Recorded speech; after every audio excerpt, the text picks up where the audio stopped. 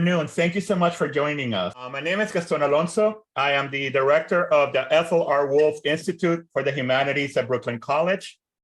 And it is an honor to welcome you today to this event to celebrate the publication of Professor Joseph Entin's recent book, Living Labor, Fiction, Film, and Precarious Work. And even though we are online, please give Professor Entin a round of virtual applause for his accomplishment. It is well deserved. Now, in the book, Professor Entin explores post-1980s literary and cinematic representations of the working class. Quote, stories, he writes, of jagged, uneven, and incomplete class formation, conflicted encounters, and difficult, often stalled or blocked transit and migration. Stories about widely buried workers, some hailing from disparate corners of the planet, facing insecure, perilous, low-wage labor, or coerced labor, or the absence of work. Stories about the anxious, often antagonized, and usually failed possibilities of solidarity. Stories that, while underscoring the structural violence of late capitalism, visits on the poor, do not offer a compensatory theology of proletarian unity, coherence, or rebellion. Although, Professor Entin writes, although there are noteworthy moments of furtive and at times often open resistance and revolt. Now, I think that by centering these stories, what Professor Entin is doing is providing us, to use his words, with an alternative cultural history.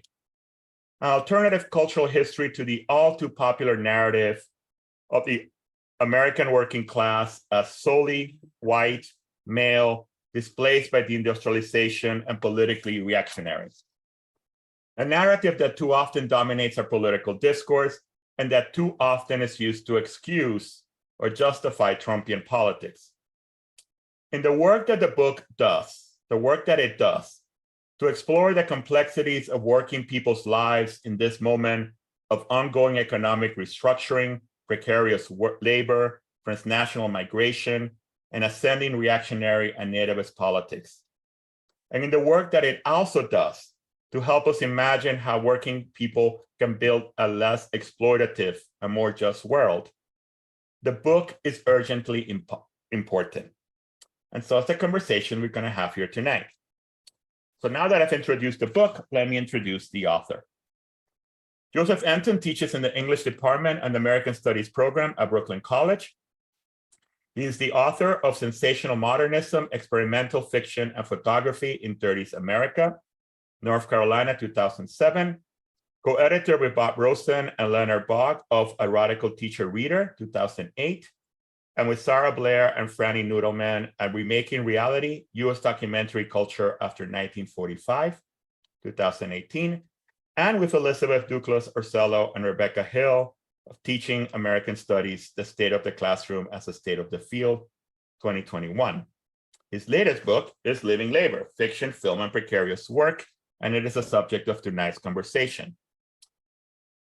Joseph Entin has received the Claire Tao Distinguished Teacher Award, the Eric Steinberg College Citizenship Award, and the Winning Award for Excellence in Teaching in the Humanities at Brooklyn College.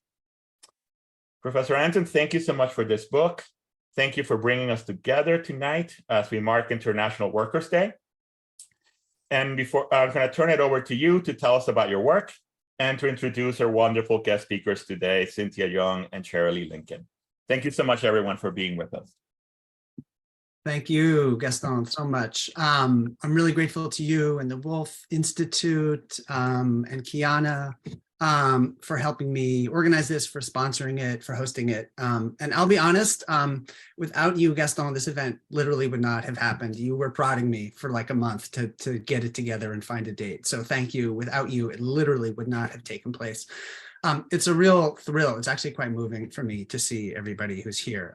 You know, colleagues, comrades from Brooklyn College, from around the US, Canada, and lots of non-academic friends and family as well, immediate, extended, and that's just so wonderful. So thanks to everybody. It's a bit overwhelming, actually. And I confess I'm nervous. but also delighted and excited. I'm especially happy to have Sherry Linkon and Cynthia Young here to talk this evening about the book. They're two of the academics that I most admire, and I'm really honored that they agreed to be here today. So thanks to them and to all of you who are here. Here's our plan. I'm going to talk for about, I don't know, maybe 15 minutes about the book, and then I'll formally introduce Sherry and Cynthia, and they can give some reactions, and then we'll open it for conversation about the book, or more generally about labor, culture, whatever, as we're gathered here on May Day, the original Labor Day, that, you know, you may know comes out of the struggle for the 8-hour day among working people. The energy for that was really grounded in Chicago in the United States. And then it was sort of ratified by the International Workers Association at the end of the 19th century and went worldwide. And it really remains, as you may know, kind of more of was sort of eclipsed by the state in the United States by the other Labor Day. So anyway, it's good to mark this one. Okay, here I go. Again, I'm going to try and talk about a couple of the texts that I'm interested in, a couple of the novels, and then about some of the ideas in the book. And then I'm going to end with a little bit of Marxist theory. So apologies in advance for that. My new book, Living Labor, examines contemporary fiction and film about work and working people. And I want to start with a nod to one of the texts I discussed, Tropic of Orange, a cacophonous, apocalyptic 1997 novel about Los Angeles, written by Tei Yamashita. A challenging book to describe, Yamashita's novel is an aesthetic mashup of varied genres and styles, including postmodern metafiction, magical realism, detective noir, and reality television. The novel contains 49 chapters, narrated from the points of view and in the distinct voices of 7 characters over the course of 7 days. I'm just going to note, I see that my editor is arriving, so hurrah to Sarah Cohen. One of these characters in the book is Manzanar Murakami, a homeless former surgeon who conducts symphonies of traffic from a freeway overpass. Standing with a baton in hand above Route 110 in Los Angeles, Murakami imagines a range of ways that the great flow of humanity that ran below his feet in every direction might be mapped. One of these is what the narrator calls his maps of labor, traced by following the patterns of people commuting to work. And this is a quote from the novel, that divvying themselves up into the garment district, the entertainment industry, the tourist business, the military machine, the service sector, the automotive industry, the education industry, federal, county, and city employees, union workers, domestics, and day labor. It was work that defined each person in the city, despite the fact that almost everyone wanted to be defined by their leisure. Yamashita's sprawling novel is about many things: the history and ongoing colonial dynamics linking Latin and North America and the Pacific, the multi-ethnic and multiracial composition of Los Angeles, homelessness and urban planning, and much more. But as Murakami's mapping makes clear, the novel is also acutely attendant to the material structures of labor that undergird the society the novel describes. Indeed, work in our world is everything, everywhere, all at once. Yet all too few scholars in literary studies write about it. I came into the academy through my participation in a protracted graduate student labor drive, which made clear to me that teaching is certainly labor. And teaching at CUNY entails confronting the reality that our students are workers. They are perpetually laboring in low-wage jobs of all sorts, and also in unpaid work as caretakers, parents, siblings. In this context, labor has always been a primary category of thought and action for me. And right now, US labor is having a resurgence. Amazon workers on Staten Island became the first employees of the corporation to win a union election, and baristas in over 250 Starbucks locations have voted to unionize. In February of this year, workers across a range of sectors hit the picket lines. Teamsters in Pawtucket, Rhode Island, public transit workers in Virginia, graduate student strikers at Temple, roofers in Bellingham, Washington, and Starbucks baristas in Atlanta. Strike activity in 2022 jumped 50% from the previous year, and union membership increased by more than 200,000 workers. While impressive, these work stoppages pale in comparison to the labor unrest of the 50s, 60s, and 70s, when on average, over 1 million US workers struck each year. Hard for us to imagine, I think, today. Today's labor activity reflects both an overall decline in union membership, today less than 10% of the workforce, down from over 30 in the mid-50s, as well as the transformation of the US economy from one anchored in manufacturing to one increasingly organized around service work.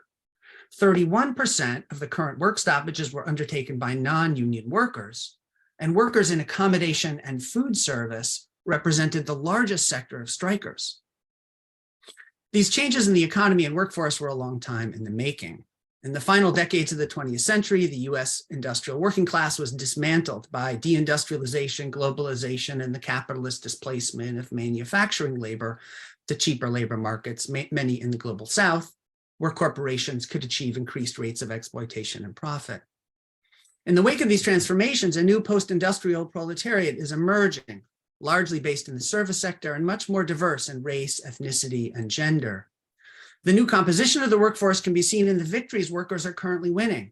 Black workers and young workers, who have traditionally suffered low wage gains, saw some of the largest increases in 2022. And as labor activity has grown, so has identification with the working class, which is now higher among young and BIPOC workers than among white and older workers. Living Labor, my book, asks what fiction and film from the last several decades have to say about the rise of the new working class in an age of flexible accumulation and precarious labor, when a white man in a hard hat no longer serves as the most visible icon of American labor. The book examines novels by Yamashita, as well as Russell Banks, Francisco Goldman, Maria Helena Víramontes, and films by Ryan Coogler, Ramin Bahrani, Clint Eastwood, David Riker, and Courtney Hunt. I argue, among other things, that many novels and films we might not see as working class texts, in fact, tell vital stories about contemporary labor. Consider, for instance, Ocean Vuong's acclaimed semi-autobiographical 2019 novel, On Earth, We're Briefly Gorgeous, a book that I mentioned only in passing in Living Labor, but which captures several crucial issues the study takes up.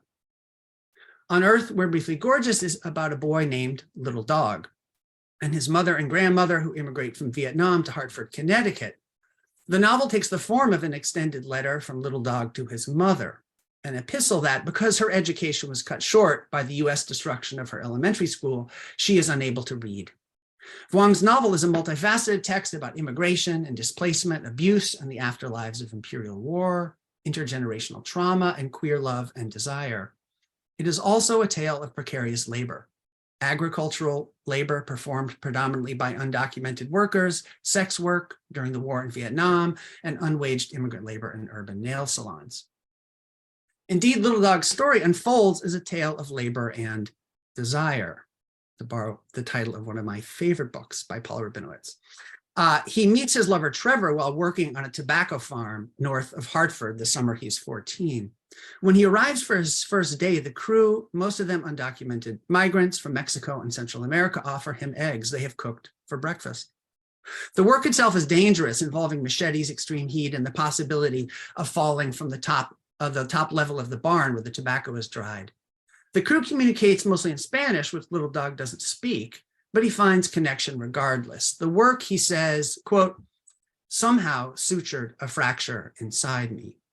He explains it was, quote, a work of unbreakable links and collaboration, each plant cut, picked, lifted, and carried from one container to another in such timely harmony that no stalk of tobacco once taken from the soil ever touches the ground again. A work of myriad communications. I learned to speak to the men not with my tongue, which was useless there, but with smiles, hand gestures, even silences, and hesitations. In this passage, Little Dog outlines a form of what we might call class consciousness, but one that is in a process of translation across linguistic and social boundaries. Here, class is an act of connection, forging a sense of commonality, but it is not something that can be taken for granted. It is rather an act of suturing, to use Vuong's word. And one argument of Living Labor is that as the older industrial working classes declined and a new, more precariously positioned and demographically heterogeneous working class has emerged through a process that Sandro Mazedra and Brett Nielsen call the multiplication of labor, that class itself and working class identity and belonging have themselves become more precarious in many ways, matters of structural power, but also what Little Dog calls myriad communications. The narratives I discuss in Living Labor trace not a stable or organic sense of class consciousness, but the lineaments of fluctuating, uneven, often tentative forms of solidarity among working people who occupy different positions in relation to capital and to structures of racial, ethnic, gender, civic, and sexual power. Economic exploitation is brutal, insist these books and films, which recount, for instance, the travails of a Pakistani immigrant who runs a coffee cart in Midtown Manhattan, a young Latinx orphan who works in the auto body shops in Willets Point, Queens, a family of migrant farm workers, one of whom is poisoned by pesticides, a homeless and unemployed but hardworking Black veteran in Los Angeles, two single mothers, one white, one Mohawk in the economic wasteland of upstate New York, a group of Central American migrants forced to work under neo-slave conditions to repair a boat docked in the Brooklyn Harbor, and more. But in these stories, economic, physical, emotional pain does not lead easily or organically to a shared sense of class. These are not narratives in which class formation is achieved despite or above racial, national, and linguistic divisions, but tales in which borders become the very channels through which not yet fully realized class affinities are imagined and tested. The stories examined in Living Labor thus indicate that now more than ever, class manifests as a matter of relation rather than identity, of crossing spatial and social boundaries. The way that class and labor are woven into On Earth We're Briefly Gorgeous also demonstrates their inseparability from identity politics. In the jobs Little Dog and his mother hold, in the Hartford neighborhood where they live, in Little Dog's relationship with Trevor, the novel underscores how race, gender, desire, and labor are mutually constitutive, experienced simultaneously, to draw a phrase from the 1977 Combahee River Collective Statement, which offered a transient analysis of the ways that varied axes of identity and oppression are interlocking. Class is not simply a function of one's position in the economic structure, but also of race, gender, ethnicity. It's not only determined at the conventional workplace, on the shop floor, in the fields, but also in the home, the school, the street. It is not only a question of waged labor, but also of unwaged labor and the work entailed in the full and complex reproduction of social life. I want to conclude by saying a word about the title term, Living Labor, which emerged for me as a way to think about how literature and film conceptualize and represent the lives of working people. For working class fiction, strangely enough, does not in fact devote much ink to work, which in its often repetitive processes resists easier, compelling narration. There are some, of course, incredible passages of work in the history of American literature, but they're pretty short usually. Rather, fiction and film about working people are much more capaciously framed around the material conditions and social relations of love, family, community, power, and struggle on, yet also beyond the job. So what is living labor? For starters, living labor stands opposed to what Marx called the dead labor, objectified in machines and in capital itself. Capital, Marx famously writes, is dead labor that, vampire-like, only lives by sucking living labor and lives the more labor it sucks. Here, drawing on 19th century tropes of Gothic horror, Marx invokes living and dead labor to underscore capital's monstrosity, which feeds on the vitality that labor provides. Labor itself embodies the combination of creativity and energy that transforms the world and without which capital could not exist or survive. If capital and its machines are dead, they are animated by labor's life-generating productive power. Labor, Marx asserts in the Grundrisse, is the living form-giving fire. It is the transitoriness of things, their temporality as their formation by living time. Living labor is also composed and managed by capital in part through another form of dead labor, the threat and production of early death to which all workers, but especially Black and other racialized workers, are subject under capitalism. In his 1845 study of workers in Manchester, England, Friedrich Engels argued that capitalist society proceeds by what he calls social murder. Under capitalism, the social murder is racialized. Ruth Wilson Gilmore defines racism as the state-sanctioned and extra-legal production and exploitation of group-differentiated vulnerability to premature death. And this particular vulnerability is a crucial aspect of capitalist domination. drawing on Akhil Mbembe's definition of necropolitics as the subjugation of life to the power of death, we can see that capitalism is racial capitalism and also necro capitalism, a mode of accumulation that exploits living labor by rendering expendable populations deemed unproductive, redundant, or surplus. And in the book, I take this up most directly in a reading of Ryan Coogler's film Fruitvale about the police killing of Oscar Grant in Oakland in 2009. But living labor is poised not only in dialectical relation to dead labor, but also against capital's norm of abstract labor, which is capital's measure of general labor to which all labor can be reduced, independent of specific working persons and their individual capacities. It represents capital's effort to lend homogeneity to the diversity of actually laboring bodies to produce what Marx describes as a continuity, a uniformity, a regularity of labor. Abstract labor is thus labor rendered as labor power, made uniform and productive for capital. By contrast, living labor is labor as performed and shaped by bodies and personalities of individual workers, or what in the Grundrisse Marx calls labor as subjectivity.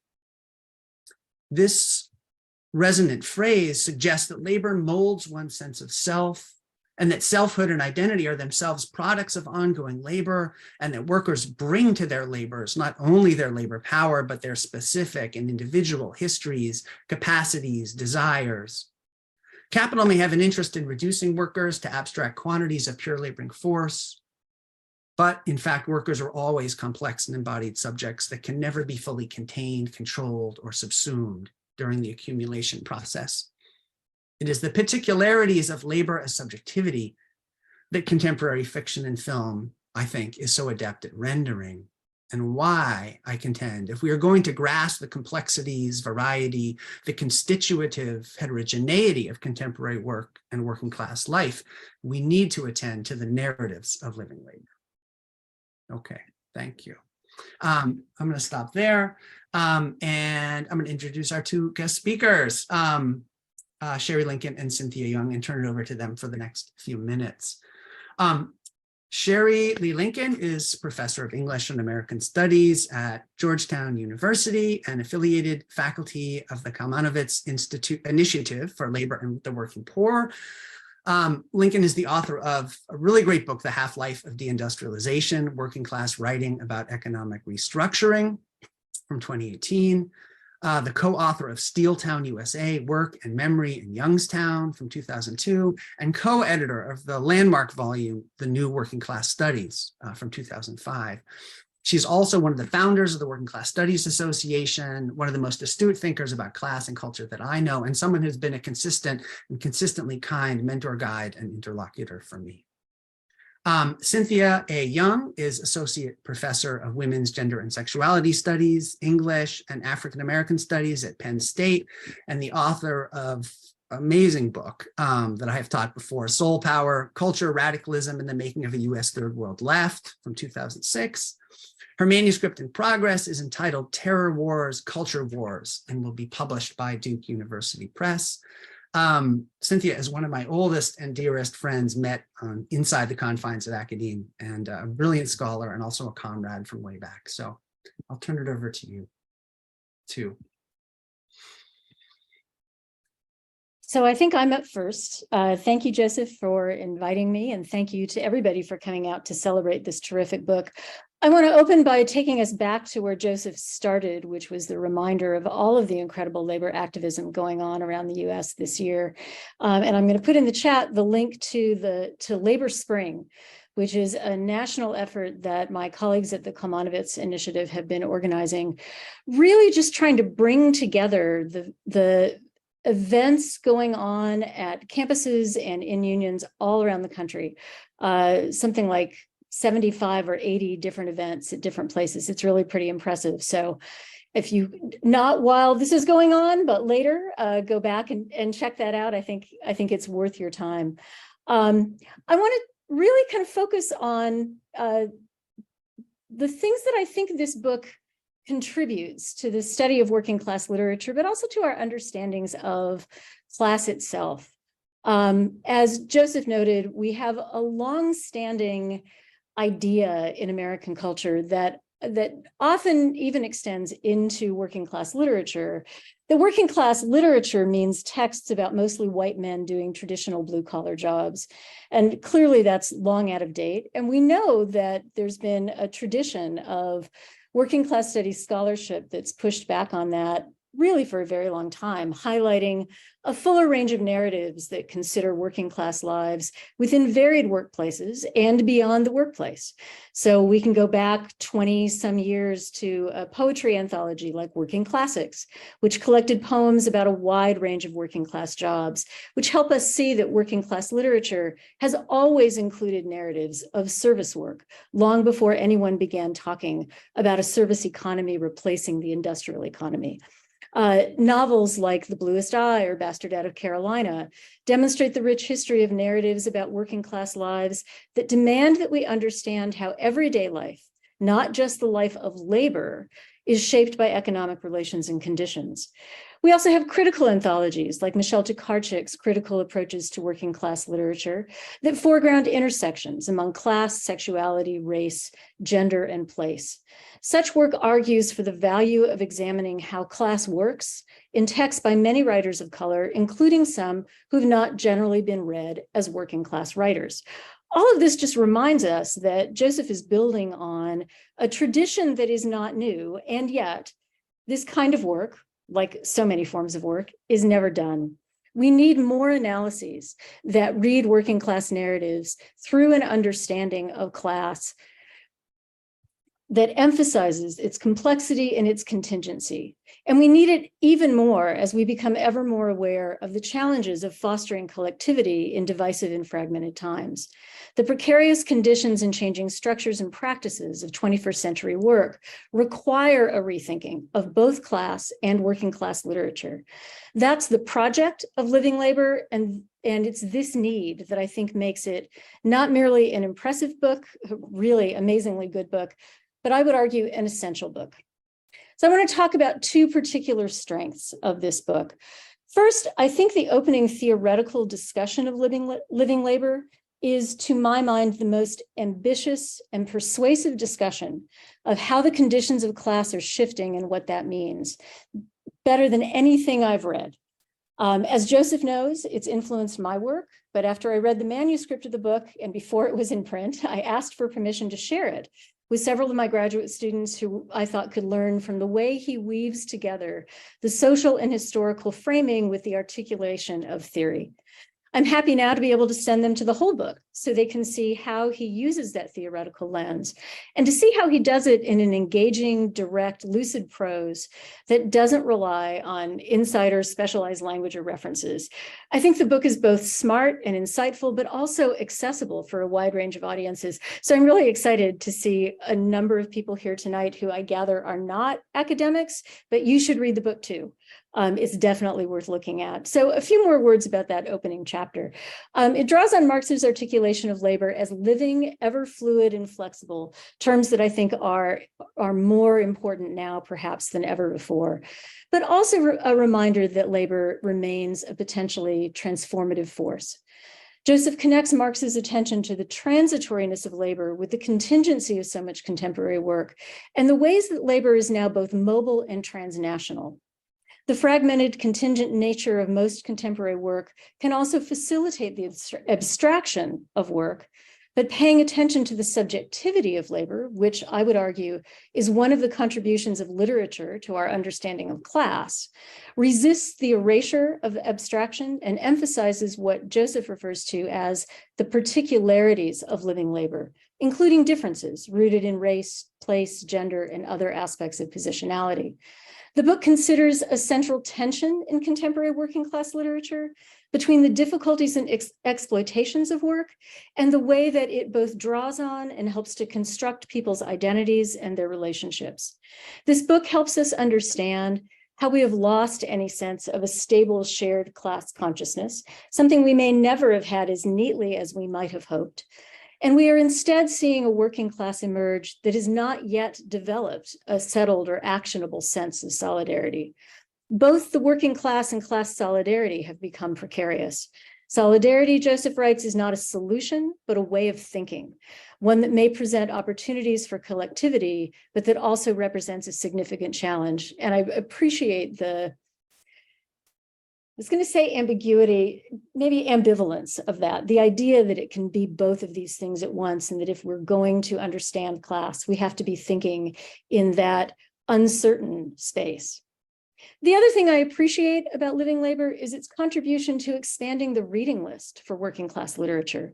There are parts of the book that reread familiar texts, but it also discusses a number of novels that I hadn't heard of or had not yet heard discussed by scholars in working class literature. So many of us are probably familiar with Helena Víramontes' Under the Feet of Jesus, but I suspect I'm not alone in appreciating that Joseph also introduces me to Tei Yamashita's Tropic of Orange or films like Man, Push, Cart. This might seem like a minor point, but just as the working class is not settled or stable, so is its literature. And the diversity, global distribution, and marginalization of working class people can also marginalize their literature, even for scholars who are committed to making working class literature more visible. And a book like this really puts on the table for many of us things we might not otherwise have looked at and otherwise have considered. I think we need books like this, and we need Living Labor, this particular book, because it encourages us as readers, teachers, and scholars to see more expansively both how class and working class writing work. So I will hand it over to Cynthia to pick it up from there. Great, thank you. It's an incredible pleasure to be here today and to have read this book, which is just tremendous. Like, it's just incredible. It's a really, really, really, really great book, and it's really inspiring to read. So what I want to do is just say a couple of things about what I think are sort of overall strengths, and then maybe a few things about some critical insights, and then end with a question or two. So as Sherry already said, it is a beautifully written book. It's really lyrical, and it's really quite accessible and interesting, which I very rarely say about academic books. It's actually a pleasure to read. It reads very much like literature in some places, which is really wonderful. And I think what is also great about what's going on here is that it helps us think about an archive of post-Fordist representations that are every bit as engaging and maybe more engaging than the kind of typical proletarian culture that we know about, from someone like Michael Denning's work. And then I guess the final thing I would say about kind of generally speaking is that I really liked the way in which Joseph works with Marx's term, which is not a term that I was familiar with, and makes it very concrete, and then also uses the dead labor to think both about what Marx meant by dead labor, and also to think about literally, workers who are dead, and that is dead labor as well.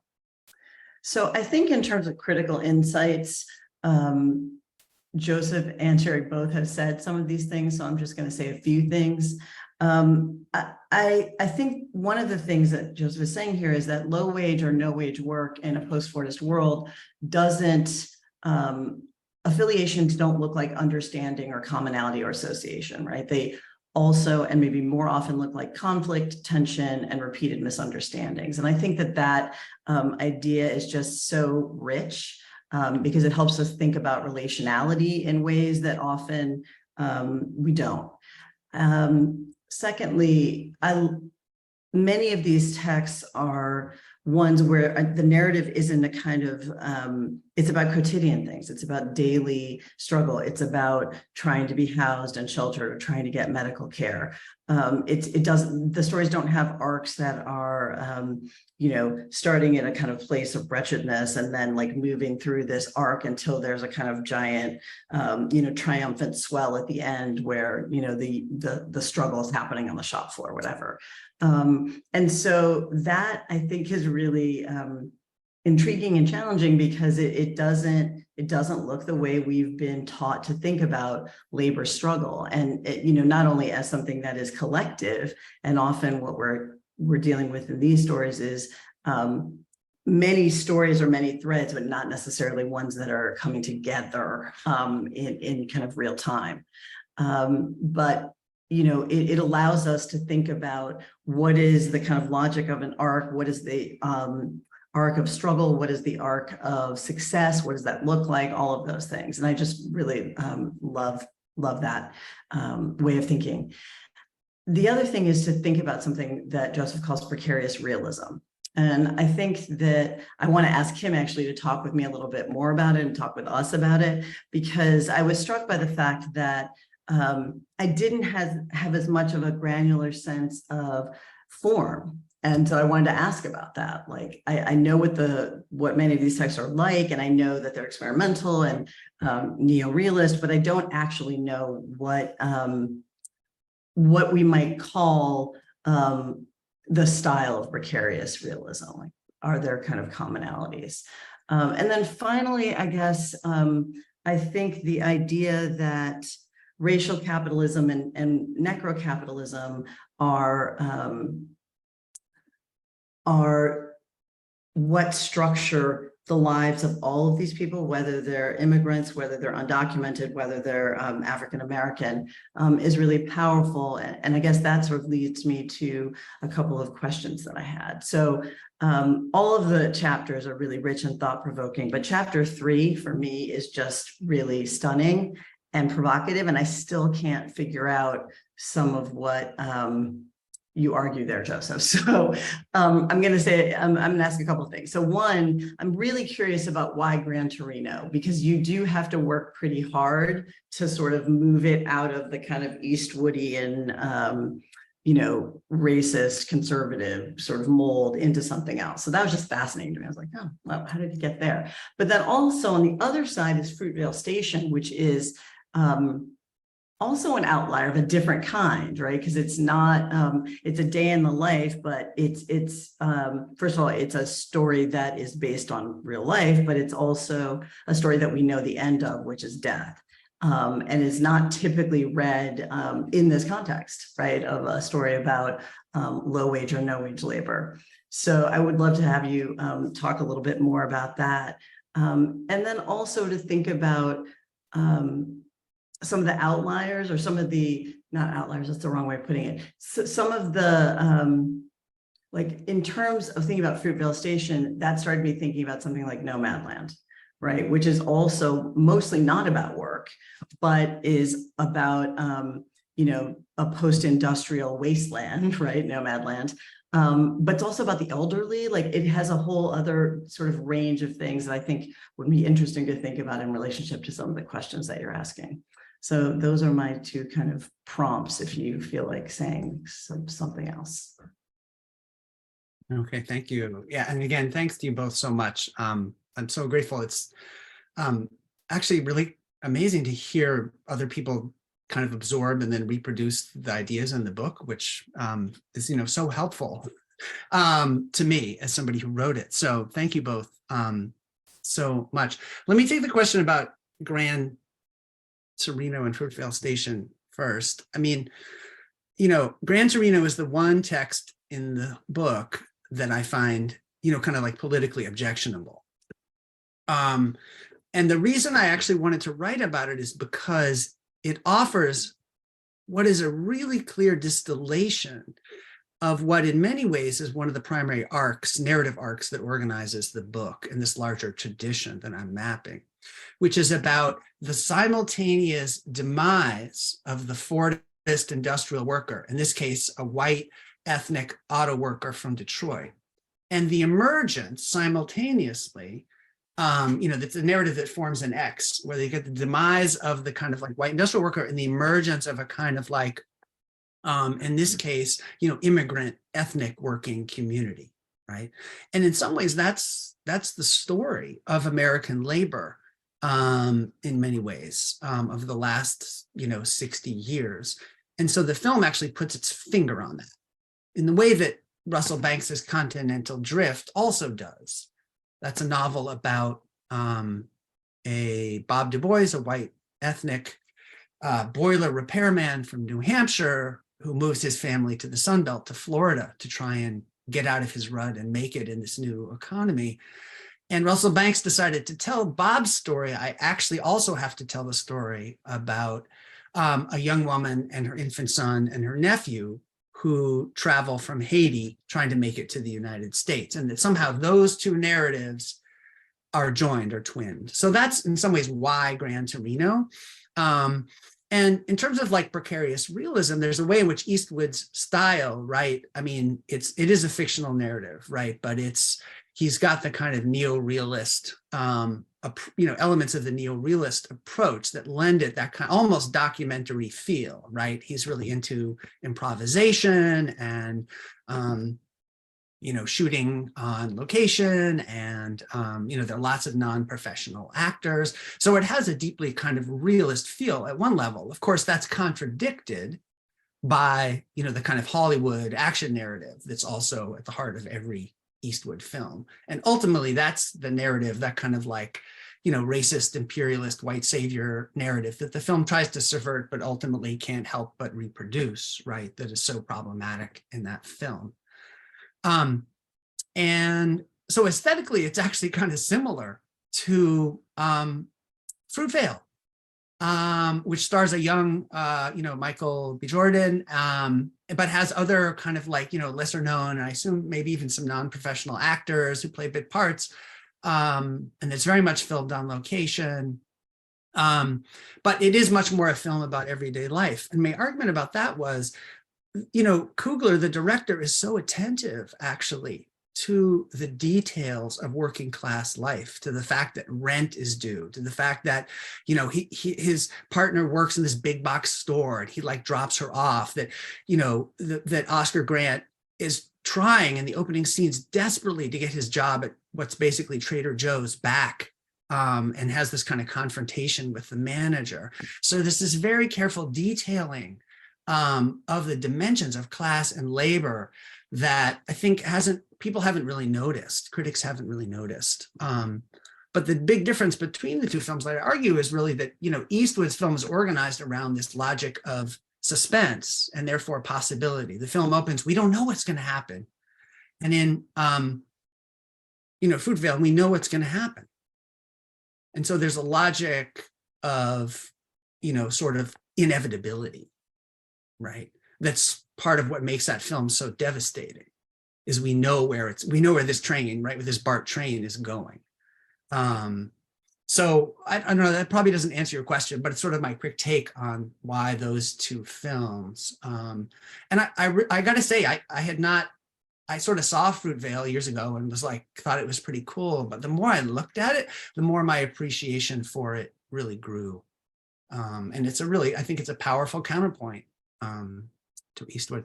The question of precarious realism is a tough one. I mean, realism itself is so difficult to define. Itself is precarious, like all genres. So, as I use it, it's kind of a loose term, and you put your finger on that. And I try and argue that it is a genre or a form that puts attention to the everyday details of precarious life, precarious labor, but it's also often a genre that itself is mixed, where there are multiple elements. Tei Yamashita's got these like intensely realist scenes and depictions of dialect and speech, and then also has flights of magical realism. And there's almost, the same thing in Under the Feet of Jesus. It's a deeply realist book, but there's also this kind of like lyrical, transcendental element that floats over the top of the novel. So part of what's precarious about this, of precarious realism, the way in which authors, I think, are struggling with realism. They want to offer us something more than realism, right? There's a pull to suggest, and I think it suggests, I don't say this in the book, but now that I'm talking, I should have said it. There's a pull to suggest that, right, that life is not only the details, life is not only struggle, life is not only the job, life is, right, that may be what is gestured to in terms of the form, the precarious, of precarious realism. Okay, thank you for those questions. That was fantastic. I thought at this point we could just open it up. There's a lot of my favorite thinkers and people here, and I'm, of course, curious if people have things to say or questions to ask about the book, but I'm also curious, to hear, I'd love to hear people's favorite novels or films that, deal with working class life. One of my other favorite films, En el Séptimo Día, is directed by Jim McKay, who's here. And I know, he could list some other films for us. So if you want to drop some things in the chat, please do that. If you have questions, raise your Zoom hand. If you want to make a comment, I'd love to hear people's thoughts about, the relationship between culture and labor in our contemporary moment. Again, to me, it seems like a time when there's a lot of labor action, a lot of labor activity. Things are really shifting. And so to that extent, it seems somewhat exciting. And I think, as Cynthia said, Nomadland, there's a lot of films that in one way or another today, and novels that are trying to grapple with some of these questions. So, yeah, chime in. I'm a teacher, so I can wait, Yes, Carolina. So being a far, far away from literature, I'm curious how you would put these, and not having yet read the book, which I'm very excited about, how would you put these kind of contemporary novels and films in conversation with like a Steinbeck, which I'm like deeply from, that's like the kind of labor stuff that I've read, right? So, or an Allison or Zora Neale Hurston, like how would you, which I think of as all talking about labor and talking about unions and complicated politics of race and labor. So yeah, so how would you weave together a story there? Yeah, that's a great question. And a lot of the books, like, I didn't know this, but Helena Víramontes, who wrote this book, Under the Feet of Jesus, about migrant farm workers, like, wrote it with a letter from Tilly Olson above her desk, she told me. And Tilly Olson wrote one of the really great 30s novels called Yanandio, one of the great kind of socialist feminist novels. So some of the writers working today are consciously drawing on that 30s tradition. But I'll just say really quickly, I mean, some of the really important differences is, for example, Grapes of Wrath is kind of organized around, a white kind of nativist idea about who the California field workforce is, right?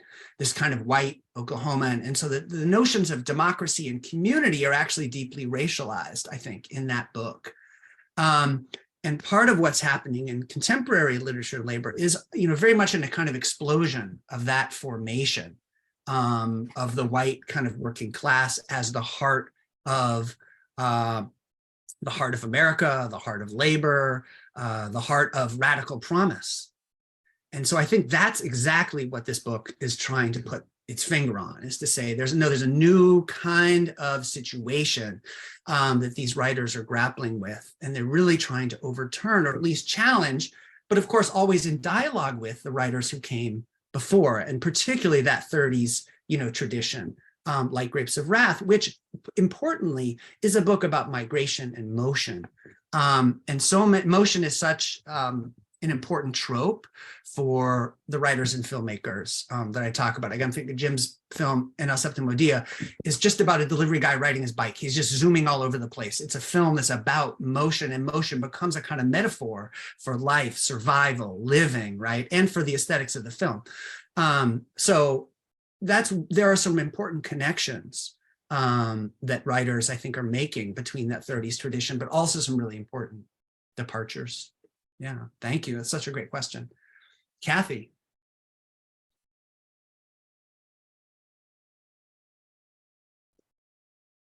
Oh, you got to unmute yourself. Yeah, there you go. I'm trying. There we go. So thank you so much for this work, Joseph, and Sherry and Cindy, for your comments. So I wanted to tell you how helpful the concept of precarious realism is for me.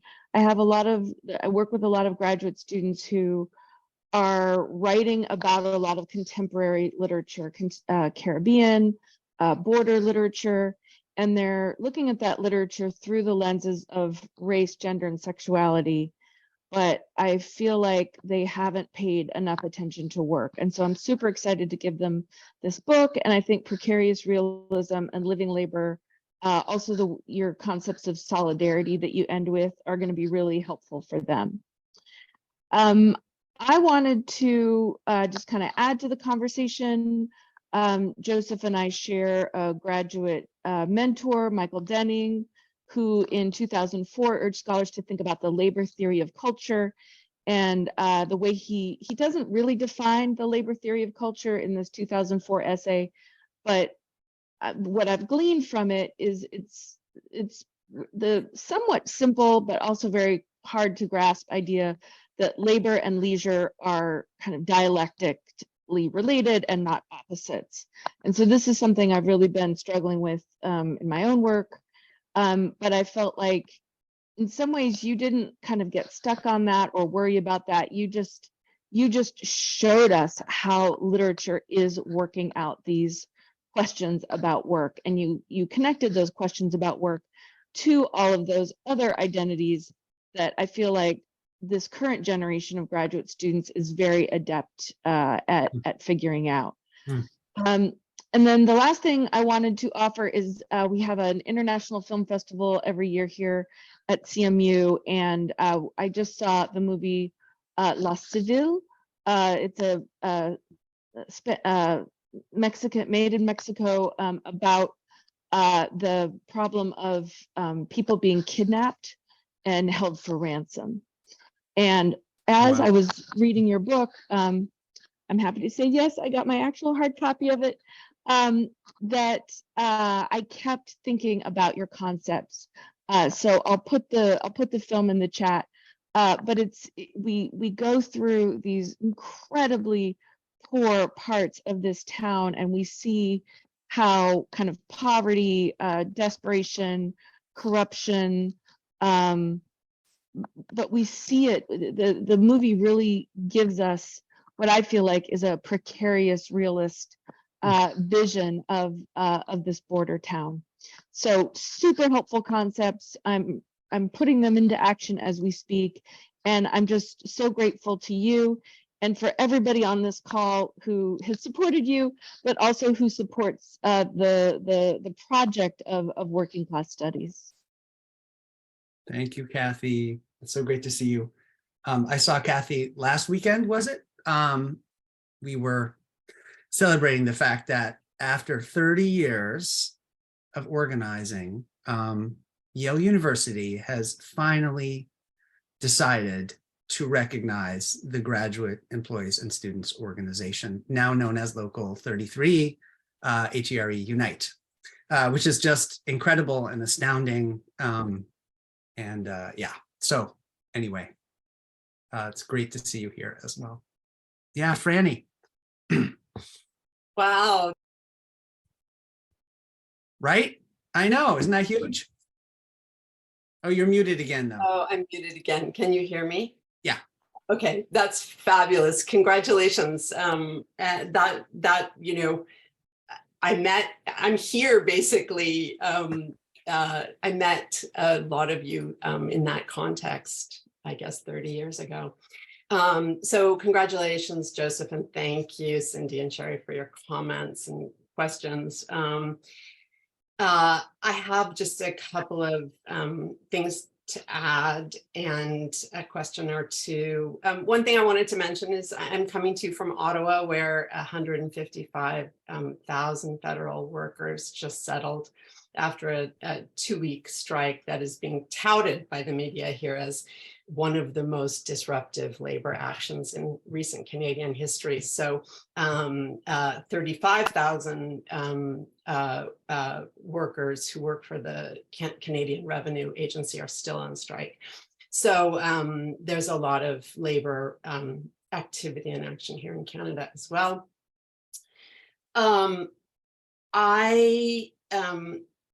I think about labor mainly through reading and watching films about housing and the absence of housing. And so I just wanted to put that out there and ask you, Joseph, if you see that as a potent connection for current cultural production, but also political activism. And then I also wanted to ask a question about genre, like, you know, how you experienced bringing film and fiction together under the sign of living labor, and if there might be a place at the table for narrative nonfiction, maybe not. But Nomadland is a super interesting example to me because the film, like Cynthia, I think you were referring to the film when you said that it doesn't represent work very much. Is that true?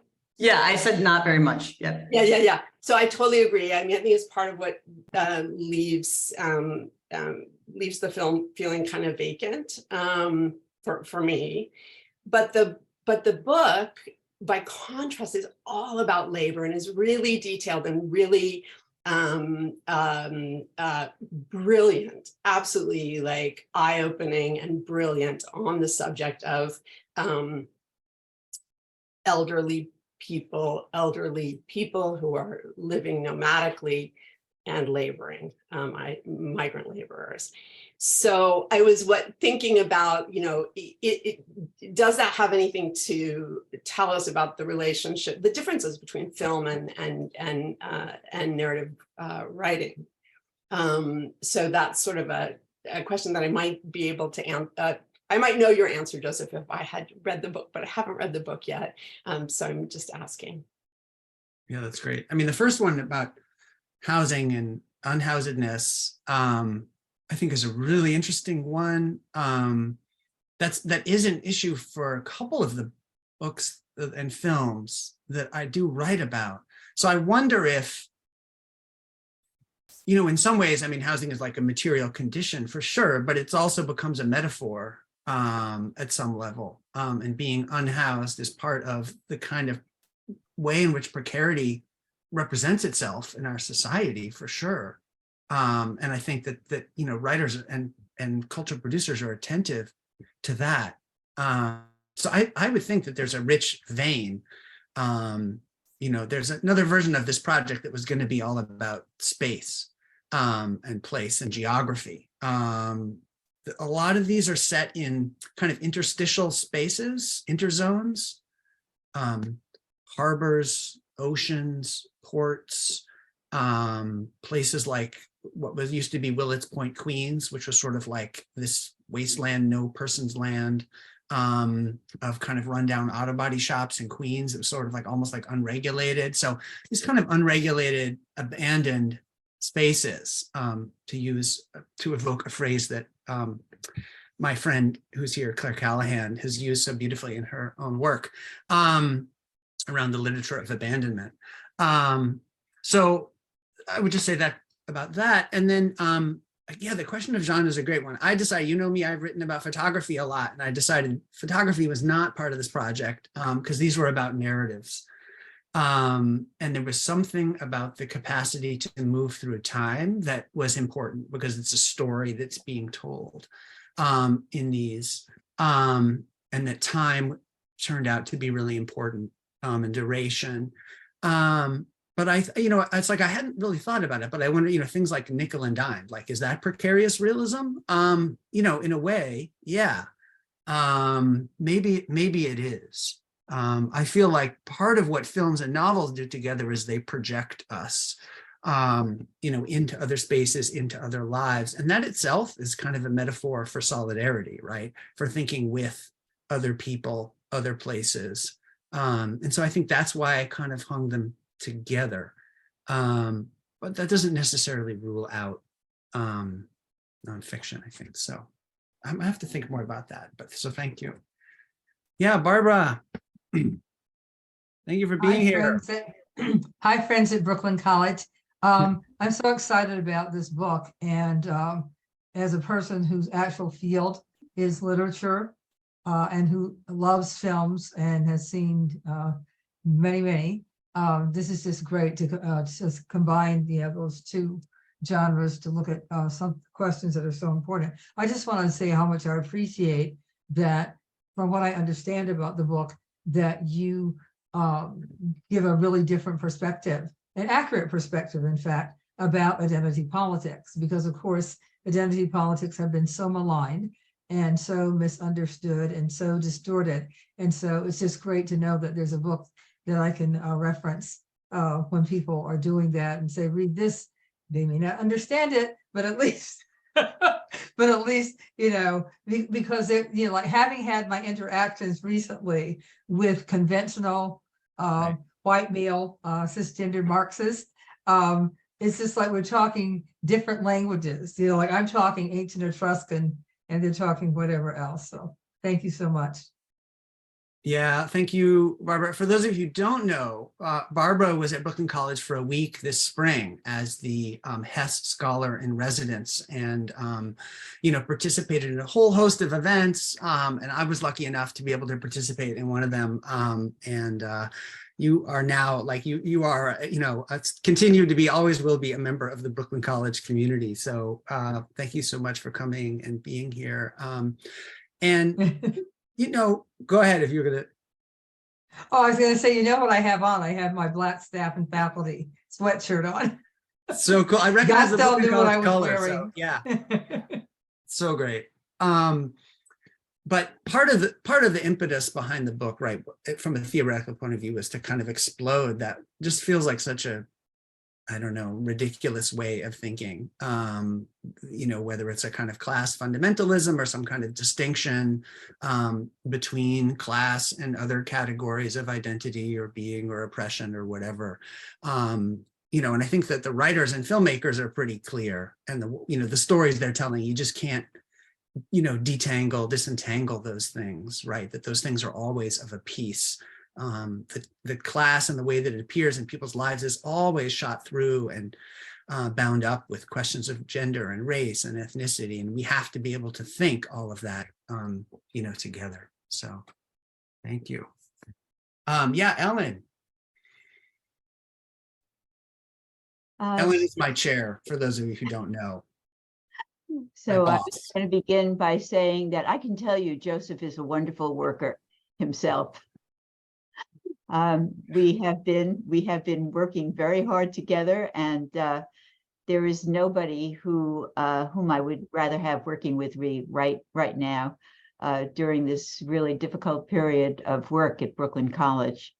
I wanted to ask you a question about the representation of interiority in the contemporary labor literature as compared with that in socialist realism. Can you say a bit more about it? What you mean? Well, one of the changes, I think, is the fullness of life of the worker in this contemporary literature, which I don't know, as you've described it, which has to entail all aspects of the lives of workers, both as they are working, but also as they are not working. How do their minds reflect on their conditions in this contemporary literature? If you can make a generalization as compared with the way, say, since Carolina referenced it, Steinbeck does it. That's a really tough question to make a generalization of that scale, but it's a good question for sure.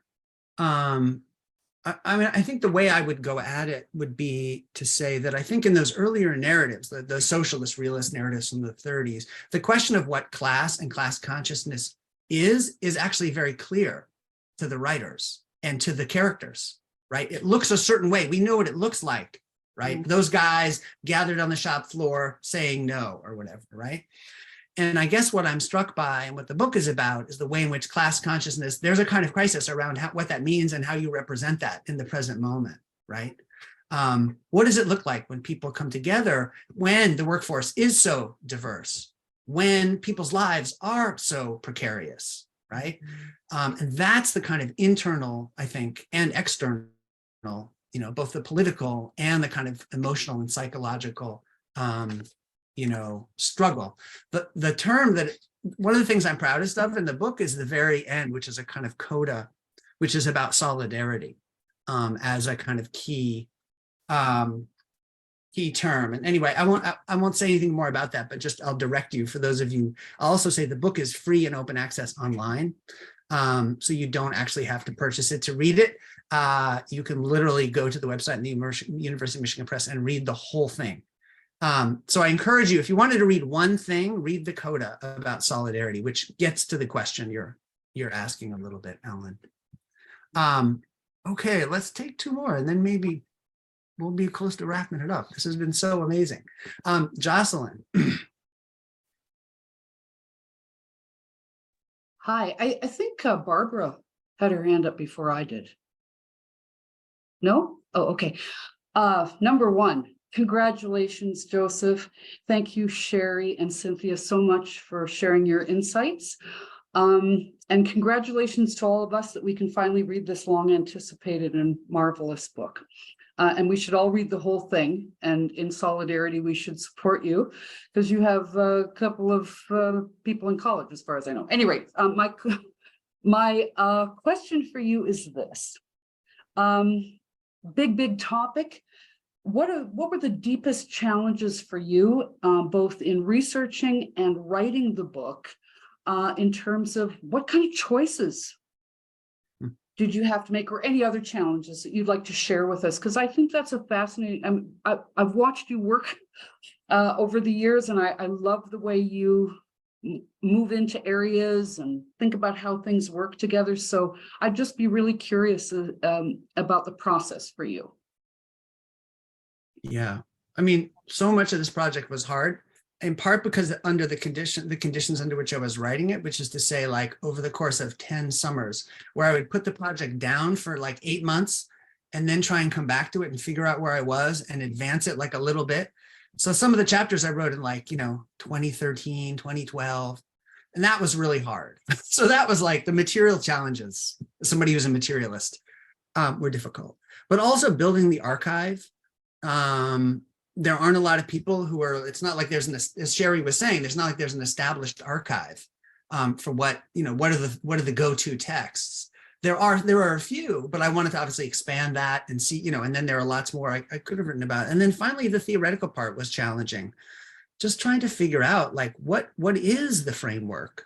Like, is Marx the place to go or not? How do I want to complicate that, challenge that, think beyond that? I use something, I turned to social reproduction theory, which is one way of thinking, again, in and beyond some Marxist frameworks and categories. So that was challenging, all of it was challenging and also, really fun and gratifying. So thank you. Paula, yeah, hi. So glad you're here. Did I unmute this? Yes. Thank you so much, Joseph. And, I think I first read parts of this book. It was a long time ago, right? It was like a whole nother lifetime ago. So mazel tov that it's out and done. And yay, that my former graduate student, Sarah Cohen, was your editor. And Yes. Hi, Sarah, if you're still there. I'm just wanted to say that as someone who wrote about those 1930s novels and narratives, they're not all about boy meets girl meets tractor, and that is really not what they are about, even though that may be part of it. Yep. I tried to make that argument in my book, Labor and Desire, that they were about washing. When UNC Press made the cover for that book, it had a picture of a guy with a little cap on and there was a gear behind him and a hammer, and I said, this is not what my book is about. And she said, well, my editor said, I said, I was talking to the designer, I said, what, didn't you read this book? The whole point of this is that, it was about what women did. And she said, well, what did they do? I said, like the laundry. And so they redid the whole cover with this sort of proletarian-esque. Yeah, exactly. But you know, even the people who were putting out the book didn't understand that there was more going on there. And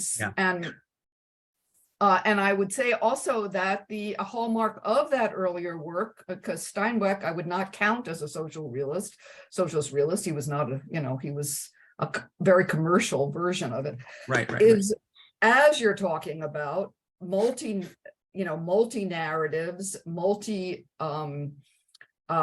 textual ways of approaching things. So there will be plot summaries of movies, there will be leaflets inserted, a lot of intertextuality, poems that are trying to get at some of the same things. So I guess I would like to make a case that there is a continuity there to the working class literature that has been in the United States since the 19th century, because even, the frame narratives of, Rebecca Harding Davis and Life in the Iron Mill, there is a sense in which there's a dismissiveness and an easy way to say, oh yeah, proletarian literature, oh yeah, socialist religion, oh yeah, well, that's just all schlock. But now the stuff is so avant-garde and advanced and getting at everything.